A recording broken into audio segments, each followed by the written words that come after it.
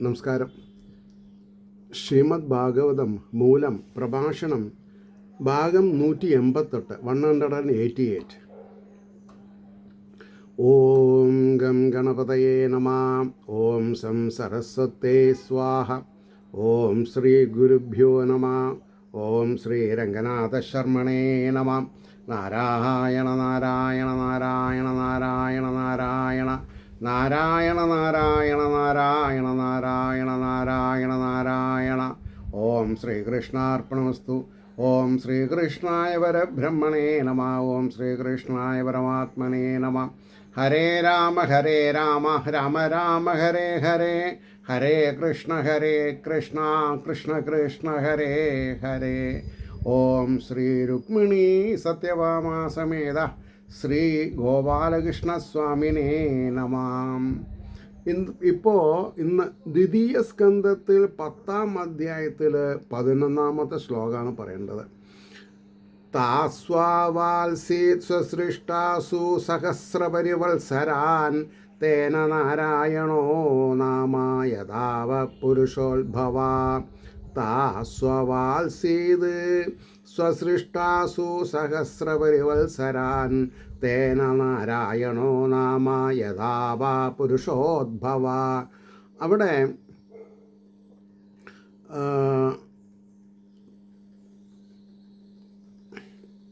തന്നാൽ സൃഷ്ടിക്കപ്പെട്ട അതിൽ അനേകം വർഷക്കാലം വസിച്ചു. സ്വവാൽസീത് അവാൽസീത് എന്നാ വരിക. അപ്പോൾ അതുകൊണ്ട് നാരായണൻ എന്ന പേരുണ്ടായി. എന്തുകൊണ്ടെന്നാൽ ജലം പുരുഷനിൽ നിന്നുത്ഭവിച്ചവ, അതായത് പരംപുരുഷനിൽ നിന്ന് ഉത്ഭവിച്ച ജലത്തിൽ ശയനം ചെയ്യുന്നവൻ നാരായണൻ. അപ്പോൾ അതിൻ്റെ ഭാവാർത്ഥം എങ്ങനെയാ പറയുക? തന്നാൽ സൃഷ്ടിക്കപ്പെട്ട ആ ജലത്തിൽ 1000 സംവത്സരം വസിച്ചു. അതിനാൽ നാരായണൻ എന്ന പേര് ഉണ്ടായി. എന്തുകൊണ്ടെന്നാൽ ജലം പുരുഷനെന്ന് പറയപ്പെടുന്ന നരനിൽ നിന്ന് ഉത്ഭവിച്ചു. അതിനാൽ നാരം എന്നു പേർ വന്നു. ആ നാരത്തിൽ ശയിച്ച പുരുഷനെ നാരായണനെന്ന് പേരുണ്ടായി എന്ന് പറഞ്ഞു. അപ്പോൾ ഒരു മിനിറ്റ്, ഞാനൊരു കറക്ഷൻ ചെയ്യേണ്ടത്. അവാൽസീത്. അപ്പോൾ താസു അവാൽസീത് എന്നാണ് ആ കൂട്ടക്ഷരത്തിനെ പിരിക്കുക. ത്വാസു അവാൽസീത് സ്വസൃഷ്ടാസു സഹസ്രപരിവത്സരാൻ എന്ന് വരും. ഇനി 12-ാമത്തെ ശ്ലോകം. ദ്രവ്യം കർമ്മ ച കാലശ്ച സ്വഭാവോ ജീവ ഏവ ച യദനുഗ്രഹത സന്ധി ന സന്ധി യദുപേക്ഷയാ യത് ഉപേക്ഷയാം. ദ്രവ്യം കർമ്മ ച കാലശ്ച സ്വഭാവോ ജീവ ഏവ ച യദനുഗ്രഹത സന്ധി ന സന്ധി യദു ഉപേക്ഷയാം യദുപേക്ഷയാം. അപ്പോൾ ഭൂതവർഗം എന്ന് പറഞ്ഞാൽ ജീവനുള്ളവരെ എന്നർത്ഥം. ഭൂതവർഗം ജീവന്മാരുടെ അദൃഷ്ടം, കാലം, പരിണാമകാരണം, ഭോക്താവ് യാതൊരുവൻ്റെ അനുഗ്രഹത്താൽ ഭവിക്കുന്നു, യാതൊരുവൻ്റെ ഉപേക്ഷ നിമിത്തം ഇല്ലാതാകുന്നു. അതായത് ഈ പരമാത്മ ചൈതന്യം ഒരു ശരീരത്തെ സ്വീകരിച്ചാൽ ഭോക്താവായി തീരുന്നു. ശരീരത്തെ ഉപേക്ഷിച്ചാലോ ഭോക്താവല്ലാതെ കണ്ടായിത്തീരുന്നു. അപ്പോൾ ഈ ഭുക്തിമുക്തിപ്രദ ഈശ്വരനാരാ? ഭുക്തിയും മുക്തിയും തരുന്നവനാണ്. ചെയ്യുന്ന കർമ്മങ്ങൾക്കനുസരിച്ച് ഭുക്തിയും തരും, മുക്തിയും തരും. പക്ഷേ ചെയ്യാത്ത കർമ്മത്തിൻ്റെ ഭോക്തൃത്വം കണി കാണാൻ പറ്റില്ല. അപ്പോൾ ഞാൻ ധനവാനാവണം എന്ന് വിചാരിച്ചിട്ട് കാര്യമില്ല. ധനവാനാവാൻ പ്രവർത്തിക്കണം. അത് സംസാരസാഗരേ മഗ്നം ദീനം മാം കരുണാനിധേ. കർമ്മഫലാണ് ധനവാനാവണത്. സത്കർമ്മം ചെയ്താൽ ധനം ഉണ്ടാവും. അപ്പോൾ പിന്നെ ഇവിടെ എന്താ പറഞ്ഞു? അതില്ലാതാകുന്നു. പിന്നെ അതിൻ്റെ ഒരു ഭാവാർത്ഥം പറയണം. ആ നാരായണമൂർത്തിയുടെ വൈഭവത്തെ പറയണു. മഹത്തത്വം മുതൽ പൃഥിവി വരെയുള്ള ഭൂതസമൂഹമാകുന്ന ദ്രവ്യം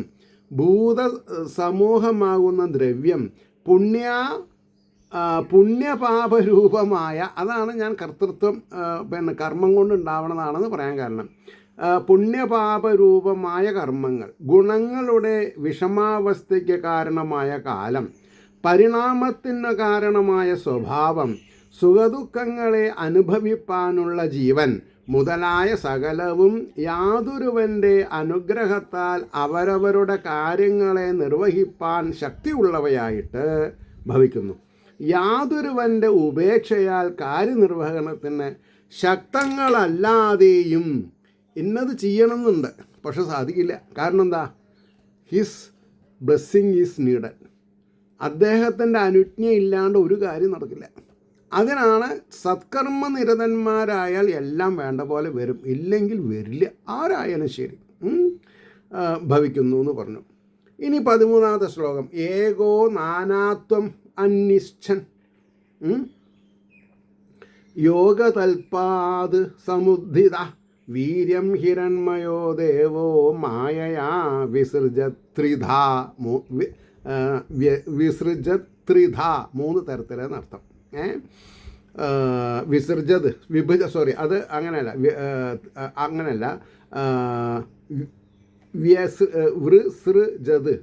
വൃസൃജത്. അത് ഒന്നുകൂടി പറയാം. വിഭജിച്ചു എന്നാണ് പറഞ്ഞത്. എങ്ങനെ? ഒരുവൻ നാനാഭാവത്തെ ആഗ്രഹിക്കുന്നവനായിട്ട് യോഗനിലയിൽ എഴുന്നേറ്റു.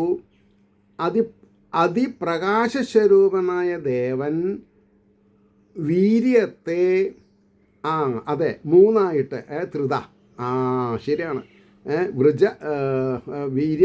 വീര്യത്തെ വിസൃജത് എന്ന് പറഞ്ഞു, വിഭജിച്ചു എന്ന് പറഞ്ഞു. അപ്പോൾ വിസൃജത് ത്രിത, വിസൃജത്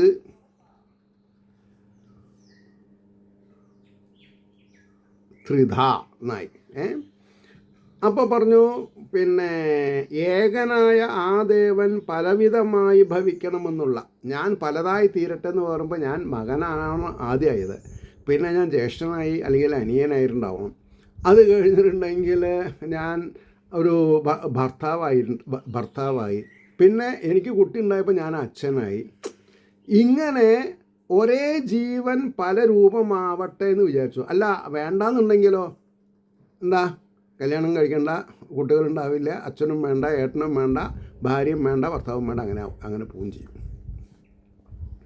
അപ്പോൾ ഏകനായ ആ ദേവൻ പലവിധമായി ഭവിക്കണമെന്നുള്ള സങ്കല്പത്താൽ, സങ്കല്പമാണല്ലോ കല്യാണം കഴിക്കണം, കുട്ടികളുണ്ടാവണം എന്ന് പറഞ്ഞത്. സങ്കല്പമില്ലെങ്കിൽ ഇതൊന്നും നടക്കില്ല. അപ്പോൾ യോഗതൽപ്പത്തിൽ നിന്ന് എഴുന്നേറ്റ് പ്രകാശം നിറഞ്ഞതും ഗർഭരൂപവുമായ ദേഹത്തെ തൻ്റെ മായ കൊണ്ട് 3ആയിട്ട് വിഭജിച്ചു എന്ന് പറഞ്ഞു. അതെന്താണെന്നാണ് ഞാൻ അടുത്ത ശ്ലോകത്തിൽ പറയുക. അതിദൈവം അധ്യാത്മം അതിഭൂതം ഇതി പ്രഭു. അതിദൈവം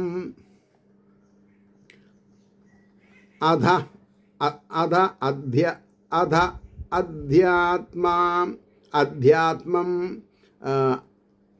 അതിഭൂതം ഇതി പ്രഭു. ഞാനിത് കറക്റ്റ് ചെയ്യണ എന്താ? എൻ്റെ വീട്ടിലൊരു ക്ലാസ് ഉണ്ട്. അപ്പോൾ ഈ സ്വരങ്ങൾ അവർക്ക് പറഞ്ഞു കൊടുക്കാൻ ആ സമയത്ത് ഞാൻ ബുദ്ധിമുട്ടുണ്ട.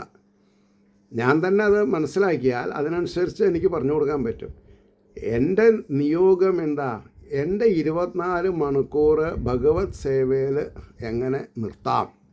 കുറച്ച് നേരം ഉറങ്ങുക, ബാക്കിയുള്ള സമയം വായിക്കുക, പഠിക്കുക, മറ്റുള്ളവരായിട്ട് സംവാദം ചെയ്യുക, മറ്റുള്ളവർക്ക് പറഞ്ഞു കൊടുക്കുക.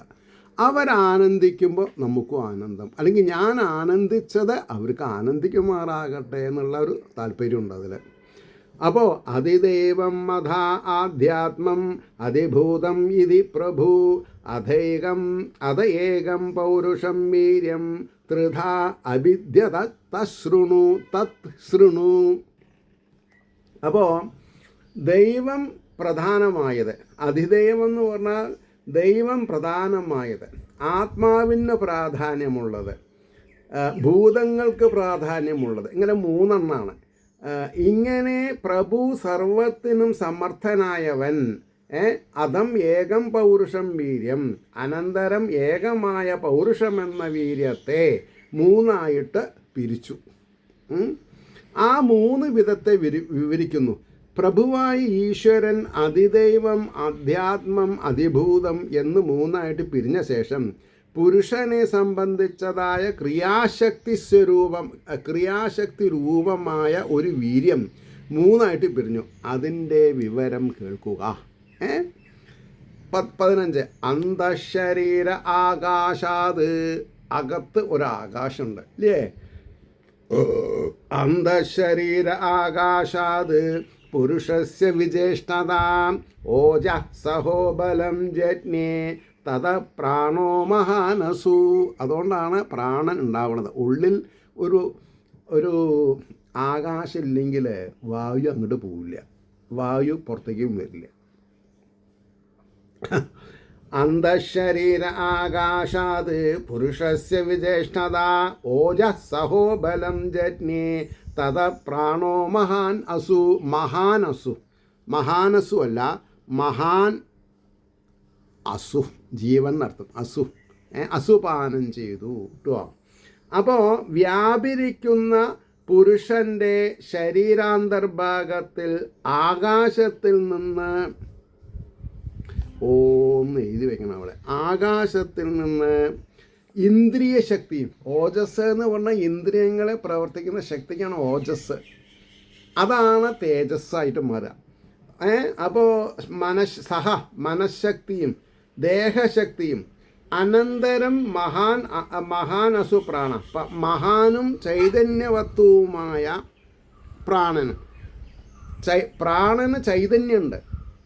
ഈ കാണുന്ന കാറ്റിനല്ല, ഉള്ളിലേക്ക് വരുന്നതും പോകണമെന്നും. ഉള്ളിൽ ചൈതന്യം ഉള്ളത് കൊണ്ടാണ് പുറത്തേക്ക് വരുന്നതിന് ചൈതന്യം ഉണ്ടാവണം, ചൂടുണ്ടാവണത്. ഇല്ലെങ്കിൽ ഉണ്ടാവില്ല. അപ്പോൾ മഹാനും ചൈതന്യവത്വവുമായ പ്രാണനും ഉണ്ടായി. പക്ഷേ ജനിച്ചതൊക്കെ പോവും. ആത്മാവ് ഉള്ളിലുള്ളത് കൊണ്ട് ഇതൊക്കെ നടക്കണുള്ളൂ. ആത്മാവ് പോയാലോ ജനിച്ചത് മരിച്ചു, പ്രാണൻ പോയി. പുറത്ത് ഓക്സിജൻ ഇല്ല എന്നല്ല പറഞ്ഞതിൻ്റെ താല്പര്യം. തൻ്റെ ശരീരത്തിലേക്കുള്ള പ്രാണൻ പോയി എന്നർത്ഥം. പ്രാണൻ ആകാശത്തിൽ ലയിച്ചു, അന്തരീക്ഷത്തിൽ ലയിച്ചു.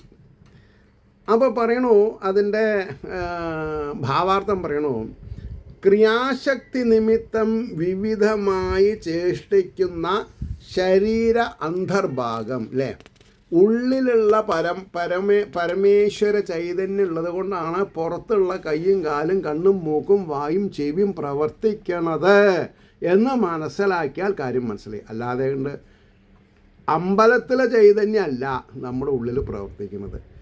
അപ്പോൾ അഹം ബ്രഹ്മാസ്മി തത്വമസി എന്ന് പറഞ്ഞാൽ എന്താണെന്ന് അറിയാണ്ട് അമ്പലത്തിൽ പോയി നിന്നിട്ട് ക്യൂ നിന്നിട്ട് യാതൊരു കാര്യമില്ല. അവിടെയാണ് പ്രശ്നം മുഴുവൻ കിടക്കുന്നത്. അപ്പോൾ എന്തായി, ക്രിയാശക്തി നിമിത്തം വിവിധമായ ചേഷ്ടിക്കുന്ന ശരീരാന്തർഭാഗത്തുള്ള ആകാശത്തിൽ നിന്ന് ഓജസ് എന്ന് പറയപ്പെടുന്ന ഇന്ദ്രിയ ശക്തിയും, അപ്പോൾ എവിടുന്ന അകത്തുള്ള ആകാശത്തു നിന്ന് സഹം എന്ന് പറയപ്പെടുന്ന മനഃശക്തിയും ബലം എന്ന് പറയപ്പെടുന്ന ദേഹശക്തിയും ഉണ്ടായി.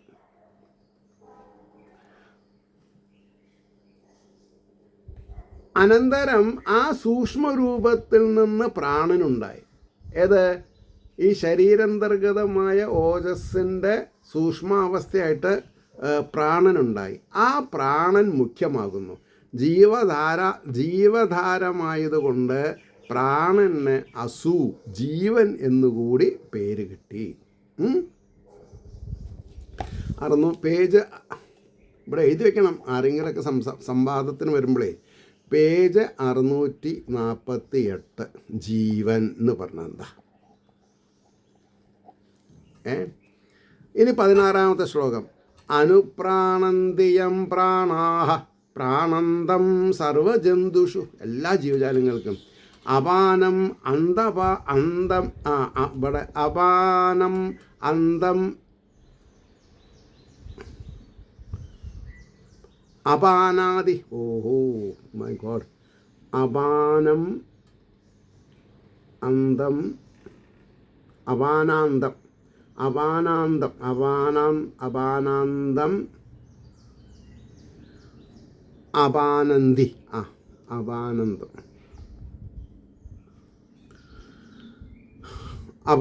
അപാനന്തി നരദേവം ഇവാനുഗ, നരദേവം തന്നെ വേണം, നരദേവം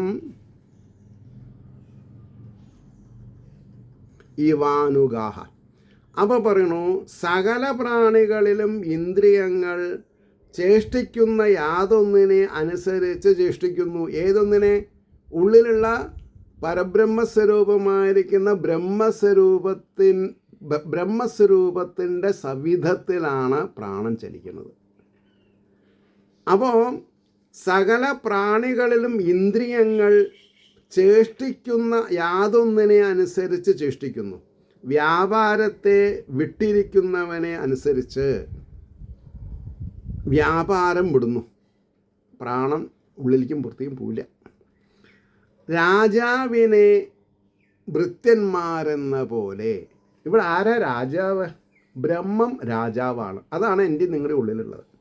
ഇന്ദ്രിയങ്ങൾ അല്ലെങ്കിൽ ഈ അകത്ത ആകാശം, ജീവൻ, പ്രാണൻ, അവരൊക്കെ ഭടന്മാർ അല്ലെങ്കിൽ പ്രജകൾ. അപ്പോൾ രാജാവ് ഇറങ്ങിപ്പോയാൽ രാജപ്രമുഖന്മാരും ഇറങ്ങിപ്പോയി. എത്ര പ്ലെയിനായിട്ടുള്ള ടോക്കാണ്! ഇതിനെയാണ് നമ്മൾ വ്യവഹരിച്ച് ഇരുട്ടത്ത് അമാവാസി ദിവസം കറുത്ത പൂച്ചേനെ ഇരുട്ടത്ത് തപ്പാണ്. ഭാഗവത സപ്താഹം എന്ന് പറഞ്ഞിട്ട്. യു ജസ്റ്റ് ഇമാജിൻ നമ്മൾ ചെയ്യുന്ന തെറ്റിൻ്റെ ആഘാതം എന്താ. ശരിക്കുള്ള പഠിപ്പ് ഉണ്ടായില്ലെങ്കിലത്തെ സ്ഥിതി. ഈ ആഖ്യാനം വായിച്ച് പഠിക്കാതെ കണ്ട് നമ്മൾ ഭാഗവതത്തിനെ വധിക്കുകയല്ലേ ചെയ്യുന്നത് സത്യത്തിൽ. അപ്പോൾ സകല പ്രാണികളിലും ഇന്ദ്രിയങ്ങൾ ചേഷ്ടിക്കുന്ന യാതൊന്നിനെ അനുസരിച്ച്, പ്രാണികളിലും ഇന്ദ്രിയങ്ങൾ പ്രാണന്തം ചേഷ്ടിക്കുന്ന യാതൊന്നിനെ അനുസരിച്ച് ചേഷ്ടിക്കുന്നു. വ്യാപാരത്തെ വിട്ടിരിക്കുന്നവനെ അനുസരിച്ച് വ്യാപാരം വിടുന്നു. രാജാവിനെ ഭൃത്യന്മാരെന്ന പോലെ. ഇനി അതിൻ്റെ ഭാവാർത്ഥം പറയാം. പ്രാണൻ മുഖ്യമെന്ന് പറഞ്ഞതിനെ വിവരിക്കുന്നു. സർവപ്രാണികളിലുള്ള ഇന്ദ്രിയങ്ങൾ ആ സകല ജന്തുക്കളിലും ചേഷ്ടിക്കുന്ന പ്രാണനെ അനുസരിച്ച്, രാജാവിനെ അനുസരിച്ച് ഭൃത്യന്മാരെന്ന പോലെ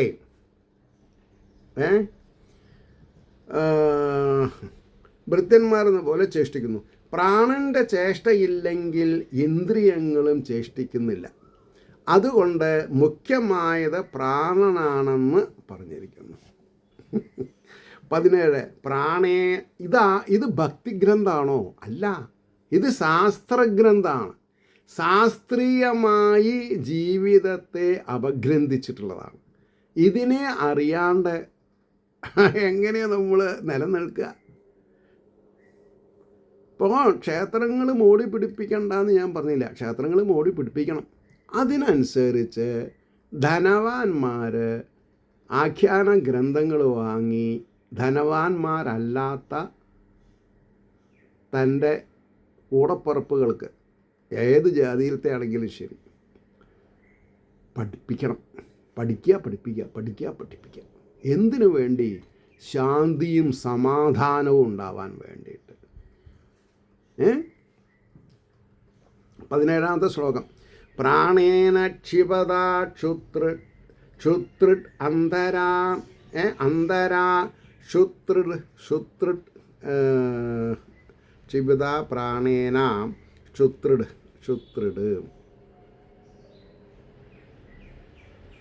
ക്ഷുത്രിട് അന്തരാ ജായതേ പ്രഭോ പിപാസതോ ജക്ഷതശ്ച പ്രാങ്മുഖം നിരഭിദ്യത പ്രാണേന ക്ഷിപത ക്ഷുത്രിട് അടന്തരാം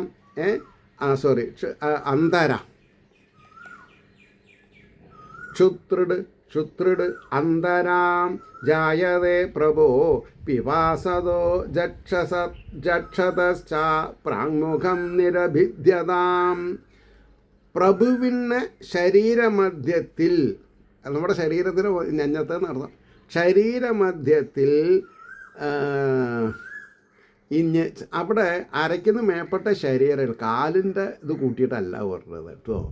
അപ്പോൾ ശരീരമധ്യത്തിൽ വ്യാപരിക്കുന്ന പ്രാണൻ നിമിത്തം വിശപ്പും ദാഹവും ഉണ്ടാവണം. ജനിച്ചു. കുടിപ്പാനും ഭക്ഷിപ്പാനും ആഗ്രഹമുണ്ടായ പ്രഭുവിന് ഒന്നാമത്തെ മുഖം ഉണ്ടായി. അതായത് നിർഭിന്നമായി എന്ന് പറഞ്ഞാൽ മുഖമുണ്ടായി എന്നർത്ഥം. പ്രമോഷയോ ഈ രണ്ടാമത്തെ സ്കന്ധമൊക്കെ ഒന്നും പറയില്ല ആചാര്യന്മാർ. കാരണം എന്താ? ഇത് അർത്ഥം അറിയണ്ടേ? ഇരിക്കണവർക്ക് അർത്ഥം അറിയോ? ഇല്ലല്ലോ, അവരും പഠിച്ചിട്ടില്ലല്ലോ. ഇവിടെയാണ് പ്രശ്നം, ഭയങ്കര പ്രശ്നം. അപ്പോൾ ഭാവാർത്ഥത്തിലേക്ക് പോവാം.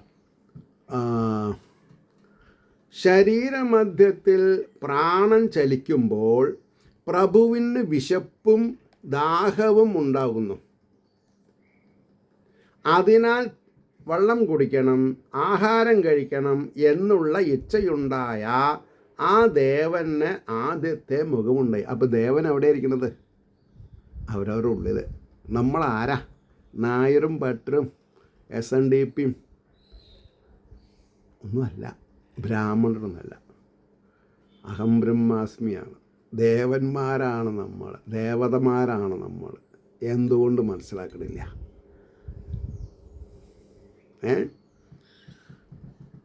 അടുത്ത ശ്ലോകം 18.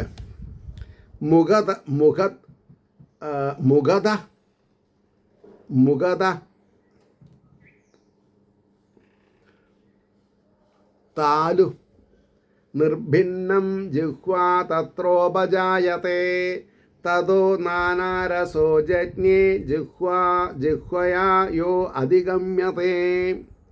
മുഖത സ്ഥാലു നിർഭിന്നം ജിഹ്വാ തത്രോപജായത്തെ തതോ നാനാരസോ ജജ്ഞേ ജിഹ്വയാ യോ അധിഗമ്യത്തെ.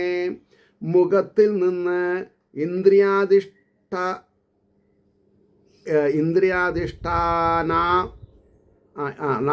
അംശം ഇന്ദ്രിയ അധിഷ്ഠാന അംശം ഉണ്ടായി. ഇന്ദ്രിയങ്ങൾക്ക് അധിഷ്ഠാനമുള്ള അംശമുണ്ടായി. അതിൽ നാവ് ഉണ്ടായി. അതിൽ നിന്ന് ബഹുവിധമായ രസം ജനിച്ചു. യാതൊന്ന് നാവിനാൽ അറിയപ്പെടുന്നു. അല്ലേ? പല 9 തരം അല്ലേ? ചമർപ്പ്, പുളിപ്പ്, മധുരം, ഇങ്ങനെയുള്ള പല വിധത്തിലുള്ള രസങ്ങൾ അറിയണത് ഈ നാക്കുള്ളത് കൊണ്ടാണ്. അതറിയില്ലെങ്കിൽ അതറിയില്ല. അപ്പം മുഖത്തിൽ താലു ഇന്ദ്രിയത്തിന് അധിഷ്ഠമായ ഭാഗമുണ്ടായി. ശരിക്കും താലു എന്ന് പറഞ്ഞാൽ അണ്ണാക്കാണ് കേട്ടോ. അതായത് നാവ് പുറപ്പെടുന്ന സ്ഥലം. ആ താലുവിൽ ജിഹ്വ എന്ന ഇന്ദ്രിയം ഉണ്ടായി. അതെ, അണ്ണാക്കിൽ നിന്ന് ഈ നാക്കുണ്ടായി, ഇന്ദ്രിയം ഉണ്ടായി. ഇതിന് അധ്യാത്മം എന്ന് പേര്. അനന്തരം നാനാവിധമായ രസമുണ്ടായി. അതേതൊക്കെയാ? കടു, അമ്ളം, മധുരം, തിക്തം, കഷായം, ക്ഷാരം എന്ന ഭേദത്താൽ രസം 6 വിധം. ഇതിന് ഇന്ദ്രിയ വിഷയം എന്ന അതിഭൂതം എന്നും പേര് പറയും. ഇതിൻ്റെ അതിദൈവം, ഓരോന്നിനും അതിദൈവമുണ്ട്. അത് വരുണൻ കൂടെ പിന്നെയുണ്ടായി എന്ന് ധരിക്കേണ്ടതാകുന്നു. ഇങ്ങനെ അധിഷ്ഠാനം, ഇന്ദ്രിയം, വിഷയം, ദേവത എന്ന അപ്പം അധിഷ്ഠാനം, ഇന്ദ്രിയം, വിഷയം, ദേവത എന്ന് 4 വകഭേദമുണ്ടായെന്ന് എല്ലാ ദിക്കിലും ധരിക്കേണ്ടതാകുന്നു. എല്ലാ ഇന്ദ്രിയങ്ങൾക്കും അധിഷ്ഠാനം, ഇന്ദ്രിയം, വിഷയം, ദേവത. ഇതൊരു സയൻറ്റിഫിക്കലി പ്രൂവൺ സബ്ജക്റ്റാണ് സഹോദരി സഹോദരന്മാരെ. ഇതിനാണ് അറിയുന്ന ഒരാൾ പറഞ്ഞ് മറ്റുള്ളവർ കേൾക്കുക, എന്നിട്ട് അവരുടെ അറിവ് വർദ്ധിപ്പിക്കുക, അല്ലെങ്കിൽ സ്വയം അറിവ് വർദ്ധിപ്പിക്കുക. അപ്പോൾ ഇന്ദ്രിയം, വിഷയം, അധിഷ്ഠാനം, ഇന്ദ്രിയം, വിഷയം, ദേവത എന്ന 4 വകഭേദമുണ്ടായെന്ന് എല്ലാ ദിക്കിലും എല്ലാ ഇന്ദ്രിയങ്ങൾക്കും ബാധകമാണ്. മുഖാധിഷ്ഠാനം താലു, നാവ് ഇന്ദ്രിയം, രസം വിഷയം, വരുണൻ ദേവത. ഈ മട്ടിൽ എല്ലാറ്റിനും മനസ്സിലാക്കണം. 19 വിവക്ഷോർ മുഖതോ ഭൂമ്നോ വന്യർ വാഗ് വ്യാഹൃതം തയോ ജലേ വൈ തസ്യ സുചിരം നിരോധ സമജായതാം. വിവക്ഷോർ മുഖതോ ഭൂമ്നോ വന്യർ വാഗ് വ്യാഹൃതം തയോ ജലേ വൈ തസ്യ സുചിരം നിരോധ സമജായതാം. അപ്പോൾ വജിപ്പാനിച്ഛയുണ്ടായ, വജിക്കുക എന്ന് പറഞ്ഞാൽ ദഹിക്കുക എന്നർത്ഥം അല്ലേ? അല്ല സോറി, വജിക്കുക എന്ന് പറഞ്ഞാൽ സംസാരിക്കുക, അത് പജിക്കുകയാണ്, സോറി.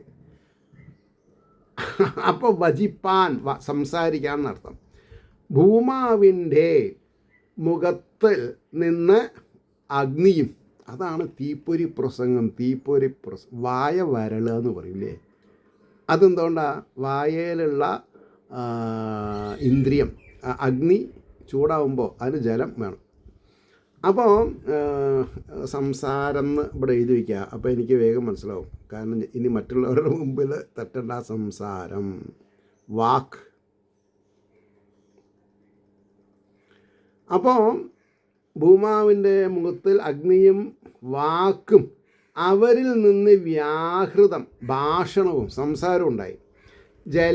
ജലത്തിൽ തന്നെ അതിന്, അതായത് തസ്യ വാക്കിന് തടസ്സം അധികകാലം ഉണ്ടായി. വാക്ക് പുറത്തേക്ക് വരാതെ കണ്ടപ്പോഴപ്പോഴാണ് വായ വരളുമ്പോൾ. അപ്പോൾ കുറച്ച് വെള്ളം കുടിക്കണം. അപ്പോൾ സപ്പോർട്ടായി. അല്ലെങ്കിൽ ഗ്രന്ഥികളുണ്ട്, അതിന് സപ്പോർട്ടായി. വചിക്കണം എന്ന സങ്കല്പം, വചിക്കുക, പറയണം, സംസാരിക്കണം എന്ന് സങ്കല്പിച്ച പ്രഭുവിൻ്റെ, അപ്പോൾ നമ്മളൊക്കെ പ്രഭുക്കളാണ്, ദരിദ്രന്മാരല്ല. നമ്മളിൽ പ്രഭു ഉണ്ട്. ആ പ്രഭുവിനെ നമ്മൾ തിരഞ്ഞു നടക്കുകയാണ്. ഏത് അമ്പലത്തിൽ പോയാലേ എൻ്റെ പ്രഭു ഉണ്ടാവുക? അവിടെയാണ് നമുക്ക് കഷ്ടകാലം തുടങ്ങിയത്. ഒരു ഭാഗത്തിരിക്കുക, സ്വാധ്യായം ചെയ്യുക. അത് പറഞ്ഞു തരാനുള്ള ആൾക്കാർ വീട്ടിലോ നാട്ടിലോ ഉണ്ടാവണം. അല്ലാത്ത നാട്ടിൽ വാസയോഗ്യമല്ല എന്നാണ് പറഞ്ഞത്. അപ്പോൾ പ്രഭുവിൻ്റെ മുഖത്തിൽ നിന്ന് വന്യയും വാക്ക് എന്ന ഇന്ദ്രിയവും അവയുടെ സംയോഗത്തിൽ നിന്നുണ്ടാകുന്ന സംഭാഷണവും ഉണ്ടായി. ഈ അഗ്നി ഇത്രയും അധികകാലം ജലത്തിൽ തടസ്സപ്പെട്ടിരിക്കുന്നു. അധിഷ്ഠാനം മുഖവും വന്യദേവതയും വാക്ക് ഇന്ദ്രിയവും വചനം വിഷയവും, ഈ 4 ഉണ്ടായി.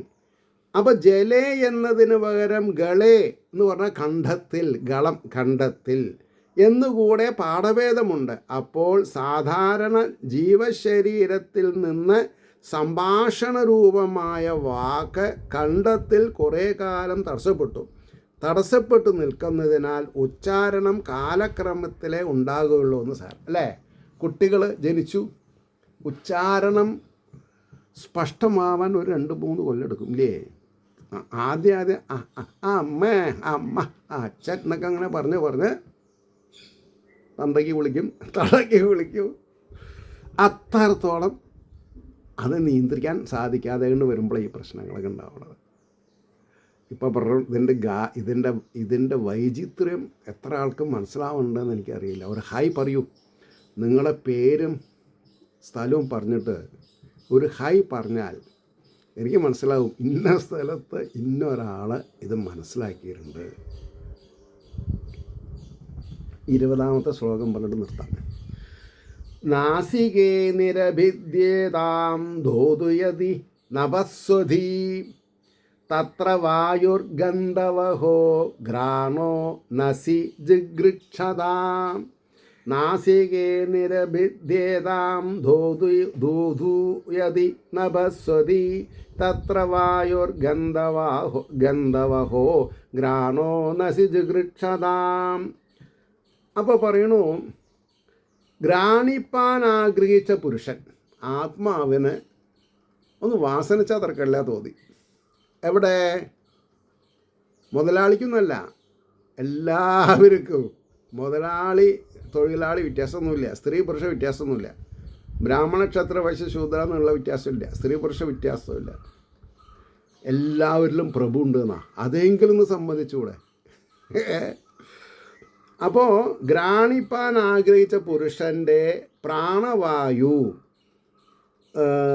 അത്യന്തം ചലിച്ച സമയത്തിൽ നാസാധാരങ്ങൾ രണ്ടും നിർഭിന്നങ്ങളായി, വെവ്വേറെയായി. മറ്റത് ഈ അമ്മയുടെ ഗർഭത്തിലെ നാസാരന്ധ്രങ്ങളൊക്കെ ഓട്ട അടഞ്ഞിട്ടുണ്ടാവുക ചളി കൊണ്ട്. ഈ അമ്മയുടെ വയറ്റിലുള്ള മേധസ് എന്തൊക്കെ പറയും, അല്ലെങ്കിൽ ചോരയും ചളിയും അതൊക്കെ കഴുകിയെടുക്കുമ്പോഴാണ്, ഞാൻ പറയില്ലേ, കാല് പിടിച്ച് മേപ്പെട്ടാക്കിയിട്ടൊന്ന് കുടയും, മുതുത്ത് തട്ടും, ചിലപ്പോൾ പ്രാണവായു വായോണ്ട് വായയിൽ കാറ്റ് അടിച്ചിട്ടൊക്കെ വേണം. ഇത് വലിയൊരു എന്താണ് പറയുക, ഒരു ഒരു ഒരു മെഷീനാണ്. അതിനെ അതിൻ്റെ തേജസ്സായിട്ടുള്ള ഭഗവാന്റെ ഉള്ളിലുണ്ട്. എന്നാൽ ആ വഴികളൊക്കെ ഒന്ന് ക്രിയാമാർഗം കൊണ്ടേ സംസാരിപ്പിക്കാൻ പറ്റുള്ളൂ. അപ്പോൾ ആ നാസികയിൽ ഘ്രാണേന്ദ്രിയവും ഗന്ധത്തെ വഹിക്കുന്ന വായുവും ഉണ്ടായി. വായു വേറെ, പ്രാണൻ വേറെ, ഗന്ധത്തെ വഹിക്കുന്ന വായു ഉണ്ടായിന്ന. അപ്പം ഇനി അതിൻ്റെ ഭാവാർത്ഥം, പ്രാണവായു അധികം ചലിച്ചു കൊണ്ടിരിക്കുമ്പോൾ നാസാദ്വാരങ്ങളുണ്ടായി. അതിൽ ഗന്ധത്തെ വഹിക്കുന്ന ശ്വാസോച്ഛ്വാസ സ്വരൂപമായ കാറ്റുണ്ടായി. വാസനയെ ഗ്രഹിക്കണമെന്നുള്ള പുരുഷ സങ്കല്പമാണ് ഇതിന് കാരണം. ഇല്ലാത്തവർക്ക് അറിഞ്ഞു കിടക്കുക അവിടെ. ഇന്നൊക്കെ ഇപ്പം ഇത്ര മതി, മനസ്സിലായില്ലേ? ഏവർക്കും ശ്രീ ഹരിയുടെ അനുഗ്രഹാശസ്സുകൾ നിർലോഭം ഉണ്ടാവട്ടെ എന്ന് പ്രാർത്ഥിക്കുന്നു. അതോടുകൂടി ലോകാസമസ്ത സുഖിനോ ഭവന്തു ആയിരിക്കട്ടെ നമ്മുടെ പ്രാർത്ഥന. നമസ്കാരം. നാളെ കാണാം.